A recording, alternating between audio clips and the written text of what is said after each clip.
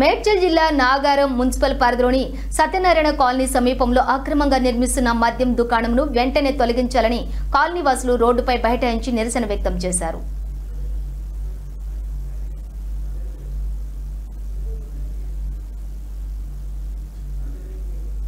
ఈ సందర్భంగా కాలనీవాసులు మాట్లాడుతూ మద్యం దుకాణం సమీపంలో పాఠశాల ఉన్నందున పిల్లల రాకపోకలకు ఇబ్బంది నెలకొంటుందని కాలనీవాసులు నిలదీశారు.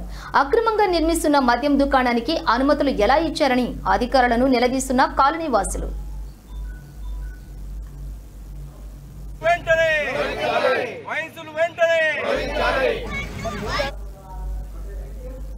గత కొన్ని రోజులుగా ఎక్సైజ్ అధికారులకు మరియు జీహెచ్ఎంసీ అధికారులకు ఫిర్యాదు చేసినా పట్టించుకోవడం లేదని కాలనీవాసులు వాపోతున్నారు.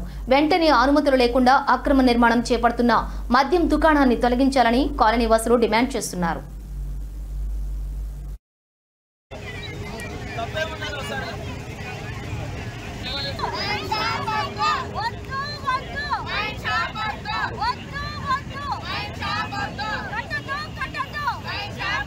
కాలనీ మహిళా సోదరులు వాళ్ళందరూ ఇక్కడి నుంచే పోతారు. అంటే ఎంట్రన్స్ ఉంది, స్కూల్ ఇక్కడే ఉంది, హాస్పిటల్ చిన్నపిల్లలు ఇక్కడే ఉంది. ఇక్కడ డివైడర్ పెడితే అంతా మైండ్ ఇక్కడ ఇట్లా పోతారు సార్.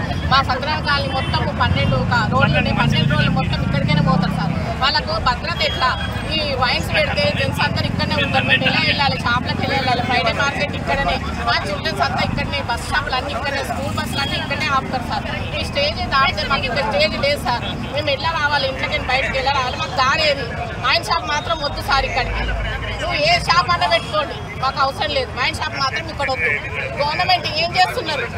ప్రతి లీగల్గా పోతే ఇష్టం వచ్చినట్టు మాట్లాడుతున్నారు. మమ్మల్ని మహిళలకు ఏం లక్ష్యం లేదా సార్? ఇక్కడ మేమే ఓటు చేసి మేమే గెలిపించినాము, మమ్మల్ని రివర్స్ మాట్లాడుతున్నారు.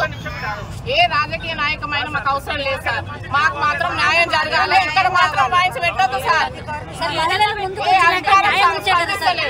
ధర్నా చేస్తుంటే కూడా ఈరోజు నిమ్మకు నీరెత్తినట్టు కమిషనర్ వివరిస్తున్నారు.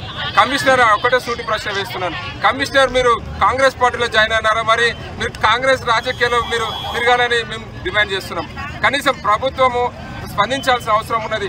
గత గంట నుండి ఇక్కడ కూర్చుంటే కూడా కమిషనర్ ఇప్పటి వరకు స్పందన లేదు. మేము మా పార్టీ నుంచి పూర్తి ఎత్తున వీరికి సంఘీభావం తెలుపుతూ మద్దతు తెలుపుతా ఉన్నాం.